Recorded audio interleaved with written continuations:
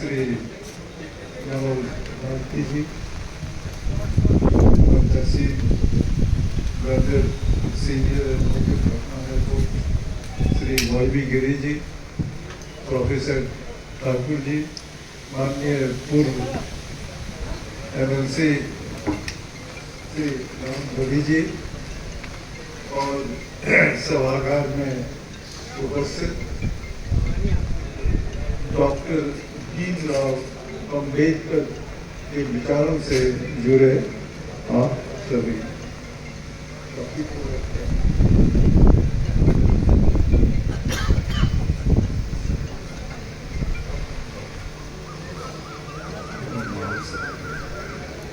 पूर्व वक्ताओं को आपने सुना। आज हम लोग यहाँ एक महापुरुष की जयंती मनाने इकट्ठा हुए हैं। यही नहीं, आज पूरे देश में और विदेश में भी डॉक्टर भीमराव अम्बेडकर की जयंती मनाई जा रही है। प्रश्न उठता है कि हम क्यों महापुरुषों की जयंती मनाते हैं? क्या ये उत्सव मनाते हैं? समझना होगा, दुनिया को ठीक करने के पहले स्वयं को ठीक करना पड़ेगा। Charity begins at home. संभवतः रोज महापुरुषों की जयंती हम मनाते हैं, कभी गांधी जयंती, कभी तुलसी जयंती, कभी नेहरू जयंती।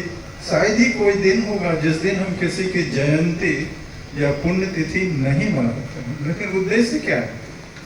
उद्देश्य एक ही होता है कि व्यक्ति की मृत्यु हो जाती है, शरीर नहीं उपस्थित होता है, लेकिन विचार के मृत्यु नहीं होती है। तो आज हम डॉक्टर अंबेडकर की जो बात कर रहे हैं, उनके शरीर की बात नहीं कर रहे हैं, उनके विचारों की बात कर रहे हैं। अगर उनकी हम जयंती मनाते हैं, उनके विचारों को अपने जीवन में उतारना पड़ेगा। अगर उनके विचारों को जीवन में नहीं उतारे तो उनकी जयंती जो ऑनेस्ट जयंती होगा वो नहीं होगा। पता नहीं कोई हिडन एजेंडा हमारे पास है जिससे उनकी जयंती आज हम मनाने लगे हैं। पहले, आज से कुछ साल पहले ही लोग नहीं मनाते थे। ये ट्रुथ है, नो दिस ट्रुथ।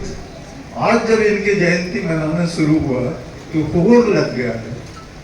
पूर्ववक्ता ने कहा ही कि चाहे सत्ता में पार्टी हो, चाहे विपक्ष में हो, सारे लोग अब डॉक्टर अंबेडकर की जयंती मना रहे हैं। तो संक्षेप में चुनौतियां जो आप टॉपिक रखे, अंबेडकर के विचारों की चुनौतियां।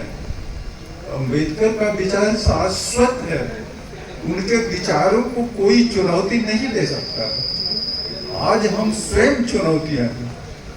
अगर आप इतिहास पढ़े हैं तो अंबेडकर जी जिस काल में पैदा हुए थे, जिस परिवार में पैदा हुए थे, क्या स्थिति थी उनकी।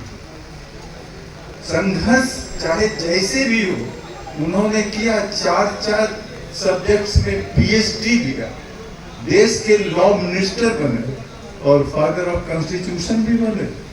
आज आपके सामने तो ऐसी स्थिति नहीं है। जब डॉक्टर अंबेडकर वैसी स्थिति में इतनी ऊंचाई पर आए तो आज आपके सामने तो नहीं है कोई उसकी स्थिति। आज जिस समाज की बात कर रहे हैं, दलित या कुछ, वो तो मैं I don't believe in Dalit, nobody is Dalit, this is my view. हम नहीं बिलीव करते हैं। तो अभी तो 10 PhD हैं उस एक परिवार में।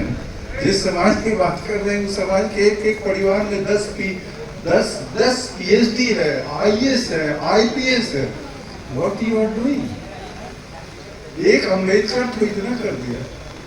पूना पैक की बात करते हैं, चाहे जितने दिनों की बात करते हैं, आर.के. मिश्रा ने ठीक कहा, ऐसे अम्बेडकर जी को गांधी जी से नहीं पढ़ता था। लेकिन आज तो आर.के. मिश्रा बुला रहे हैं कि दोनों का बिल्कुल का दोनों मिला के चलेंगे।